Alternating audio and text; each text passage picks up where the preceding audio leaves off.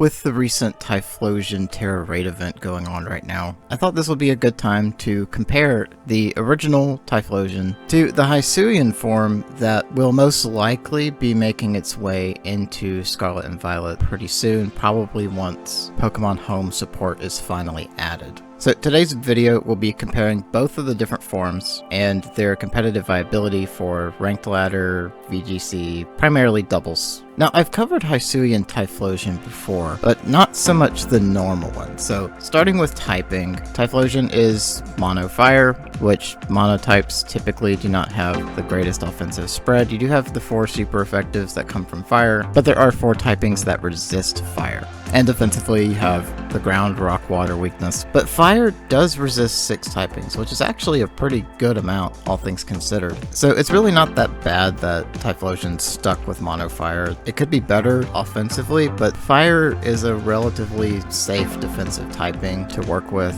And if you play around harsh sunlight, which synergizes very well with fire, you do negate that water weakness, so you're kind of only weak to ground and rock, which is pretty great. However, Hisuian Typhlosion has that ghost typing added to it, which considerably changes the offensive spread, because there's not a lot of things that resist ghost, and there's no single typing that resists fire and ghost. So the resist spread is actually very low, making this a very consistent offensive dual stab. And the defensive spread's kind of interesting. You're weak to 5 typings now instead of 3, but you have the dual immunity from ghost, as well as an added resist to poison. So defensively, it's not worse on paper, but as we'll get into later, the typing combination that this one is weak to might be an issue. Now, as for Terra types on both of these, you could probably run the same Terra type on either one. A lot of fire types do run fire Terra type just for that extra offense, especially if it's something like Torkoal with those really strong eruptions. But there are scenarios you could want a defensive typing, and grass and water are great defensive typings for fire that would help with some of these weakness spreads, and would get rid of the ghost and dark weakness on the Hisuian form. Now, these both have the same starter ability, which is Blaze, but the normal version has Flash Fire, while the Hisuian form has Frisk. Now, if you're playing on the ranked ladder, you have no idea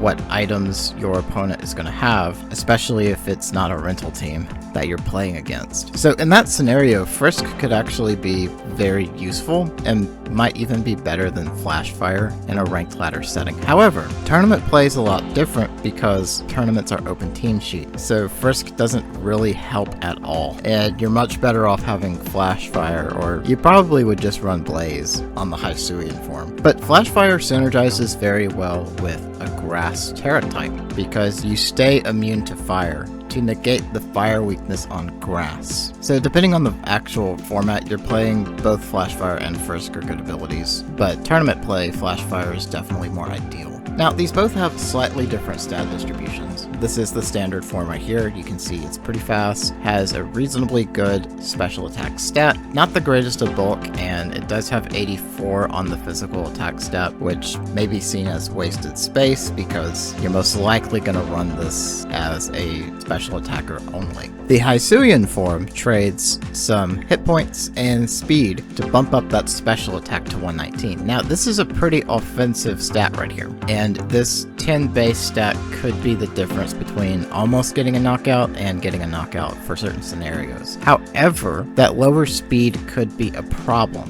because you go from being speed tied to things like Chi-Yu or Charizard at 100 base stat to being speed tied with things like Arcanine. And it's even slower than Mimikyu, which has a base speed stat of 96. So that could be an issue, especially if you're going against an offensive Mimikyu. And being slower than the large list of Pokemon that have 100 base speed stat can definitely be a problem. You're slower than Palafin, which if you're against a fast Palafin, that wave crash is going to destroy this thing. Though I think the bigger problem is being slower than Chi-Yu, because neither Ghost or Fire can hit Chi-Yu very well. So I think in a previous meta, the speed stat would have been fine. It's just with Paradox forms being just outrageously fast, and 2 of the Ruinous legendaries being reasonably fast as well. This no longer feels like a fast speed stat. think you'd have to run Tailwind with either one of these, really, or some form of speed control to really make use of the speed stats on these, but most definitely the Hisuian form. Now, the main difference in the level up moves is the signature move on the Hisuian form being Infernal Parade, which is basically a stronger version of Hex. It's essentially Hex and Will-O-Wisp put into one move, but the chance of the burn is only 30%, which is really not a bad move. It's just not a great move for like a doubles format, especially on something that probably is not going to take a lot of hits in this meta, so it's a really low chance that you're going for, as you may only be able to get 1 or 2 hits off before this thing gets knocked out. A much better option is to just go for the highest damage moves possible, which both of these do get Eruption, which is an excellent move. We've seen Torkoal have a lot of success with this move, and I remember for a while Wide Guard became super popular because of that, as well as Goldingo. But these do also get some decent single target fire type moves in the form of Overheat and Inferno Flamethrower.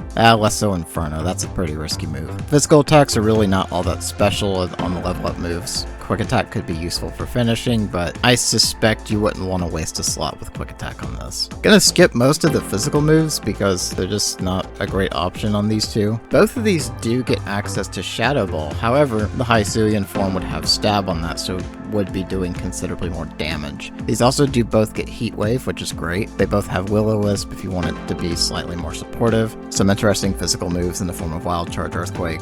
This is not an optimal Pokemon for these two moves. Blast Burn for that very strong fire type hit, and these do both get Solar Beam, which in a Sun team that could be quite helpful for getting quick knockouts on water types. And not really covering the egg moves because they're kind of nothing special. Curse is interesting for Hisuian Typhlosion, but it's not exactly the most consistent option, at least in doubles. Really, the moveset's quite similar on both of these. They all get access to the similar strong moves, but they both have equally bad coverage. Like, most of their coverage is in the form of physical moves, which this Pokemon is just not an ideal physical attacker. Really, the best role both of these have is like a hyper offense special attack build. So something like Choice Scarf with Eruption and Heat Wave with either Shadow Ball or a Terra Blast as coverage. Definitely would be running Shadow Ball in the Hisuian form, but you probably don't have to run it on the normal Typhlosion. And your other move could actually be Will-O-Wisp. A Scarf Will-O-Wisp is not a bad option. And you could get a surprise outspeed on the Ruinous Legendary, the Saber-Tooth Cat. I keep forgetting its name, which could be a good answer to it. But you definitely don't want to use Hisuian Typhlosion for that role because the normal one's faster, and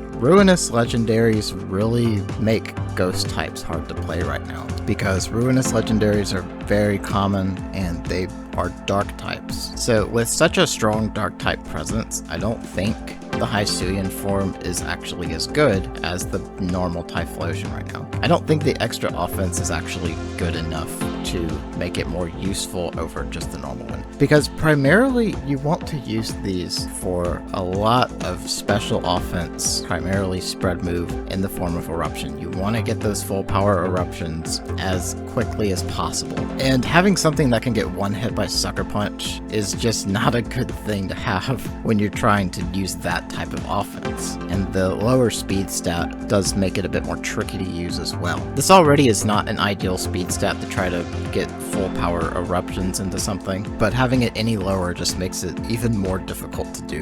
That being said, having Stab Eruption is never a bad thing, and it will enable these to have specific scenarios where they can actually be quite oppressive. It's just those scenarios are very few and far between. So I would definitely go for an offensive Eruption build on either one of these, though I would most likely just pick normal Typhlosion. It's just going to be a little easier to work with in the current meta, and something like Eruption, Heat Wave, Terra Blast. And the fourth move, I would run Will-O-Wisp, and you would either do Choice Scarf or Choice Specs on this, most likely Choice Scarf. Because here's the thing, you can use this to counter the Saber-Tooth Ice Cat, because a Sucker Punch is going to fail on a Will-O-Wisp, and you'll get the burn on it, and cutting its attack in half is going to make a big difference in dealing with it, which both of these Pokemon can do that. It's just if instead of Sucker Punch you're going to get Crunch going into that slot, it's a guaranteed knockout on the Hisuian form. You might be able to get your bulk stats up just right, or with an Intimidate, Typhlosion could actually live that, but the Hisuian Typhlosion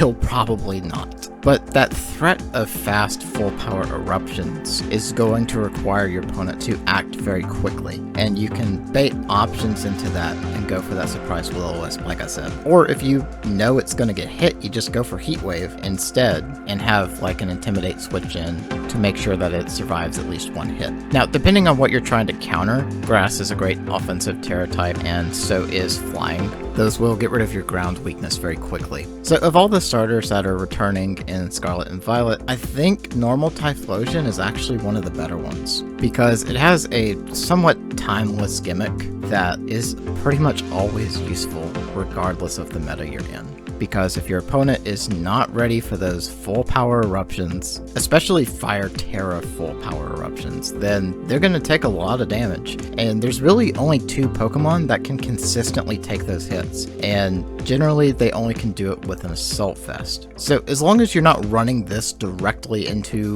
Tinglu and Iron Hands, it has a lot of offense, and it has enough of a special attack stat that you probably don't need Sunlight to still do a ton of damage. And for certain teams, this could actually be more useful to have than Torkoal, and really depending on your team, especially since Goldingo's viability has really dropped recently, this could be a consideration as a replacement for Goldingo. Just, I would not use the Hisuian one for that, because Ghost typing's just not helpful right now. So yeah, viable, normal Typhlosion's more viable than Hisuian Typhlosion. But you're not going to see these everywhere, unless there's a very good synergy that I just don't see right now. Anyway, that's going to be it for this video. Thank you so much for watching, and I will see y'all next time.